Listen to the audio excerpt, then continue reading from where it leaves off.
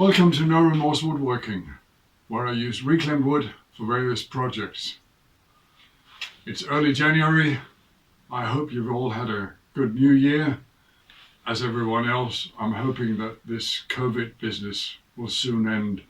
Anyway, it's bitterly cold out here in my shop. I don't have any heating, so quite often I bring my thermos with a hot drink, usually coffee. Yesterday I got to talking to a guy who was doing metal work, and he'd built a really nice stand for whatever he does with old cars. I'm not into metal working, I don't really know much about it. And he mentioned that he also had a cup holder for it. And I thought, hey, that's a nice idea. I want a cup holder in my shop as well. But since I don't do metal working, I'll have to make it from wood. And of course, the piece you want is always at the back of the pile. This is part of an old tabletop, and it's about 2.5 inches thick and 12 inches or 30 centimeters wide. I'll cut off a piece and then cut a circle from it. Bases have to be circular. And rather than trying to maneuver this around on the table saw, I'm simply going to cut it off with the circular saw. There's no real need to, but I just want to square up the ends and make it as long as it is wide. It makes it a lot easier for me to find the center, which I'll need later. And while I still have the blade raised on the table saw, might as well square up the post. And I can then run it through the planer just to get a slightly nicer surface. I'll then find and mark the center of my base because I need to drill a 6mm hole right at the center. I don't need to drill all the way through. I just need a hole for my circle cutting jig on the bandsaw. I already know it may not be perfectly circular when I cut the base. That's because this blade is getting dull. I don't want to waste a lot of time adjusting a dull blade, so I'll cut as circular as I can.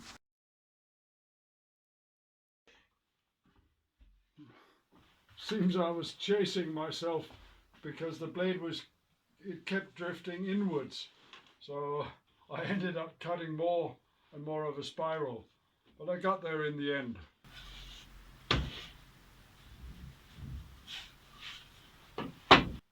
I'm going to make the cup holder itself from this block, and measuring my cup, I don't know if you can see it, but it flares out a little bit towards the top, and as far as I can tell, the first 9 centimeters are cylindrical. And I do of course also want a bottom on my cup holder, so I'll mark and cut 10 centimeters. Maybe 10.5. The rest is actually quite similar to a bandsaw box, in that I will cut a circle inside. I'll start by cutting off the bottom. I really need a new blade, it does drift quite a lot.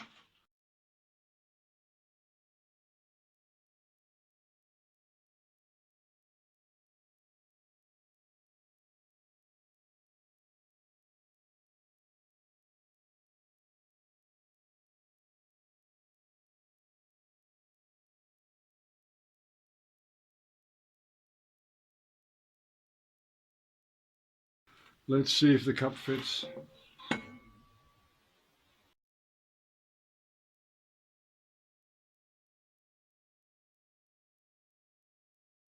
And clamping it up, I'll give it a little time to set a little bit, and while I wait for that, I will work on the post. I'm readjusting the blade, setting it to 45 degrees. To avoid damaging my fence, I'm attaching a temporary fence. While I do all the cutting, you might consider subscribing to my channel. You see, it's the only way I can measure if you, the viewer, enjoy what I do. So please hit the subscribe button. I could of course use my table saw sled to cut the post, but I've recently acquired a chop saw, actually a sliding miter saw, and I might as well use that. And yes, I know, it's very, very dangerous without a guard on the blade, but unfortunately the guard was made of plastic, and the very first time I used the saw, it broke.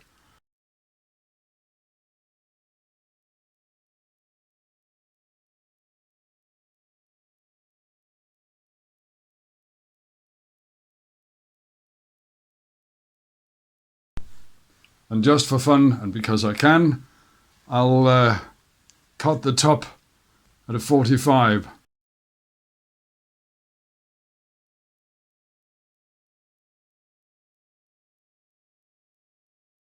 Hopefully I can sand it without screwing up everything.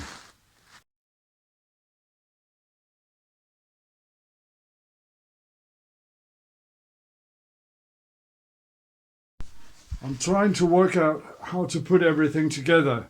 I think I'll simply glue the holder itself to the post. I'll put a very long screw through my center hole up into the post. I think if I'm careful, I can put at least one screw through the back of the cup holder.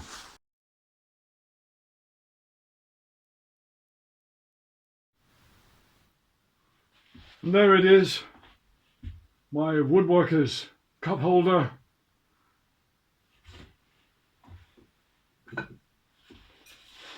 There's of course need a cup. There we go.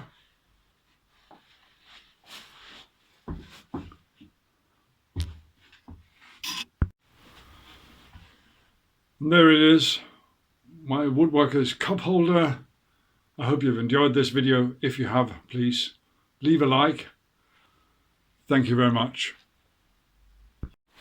And yes, of course it holds a beer. It's not a cup holder unless it can hold a real beverage. Thank you very much.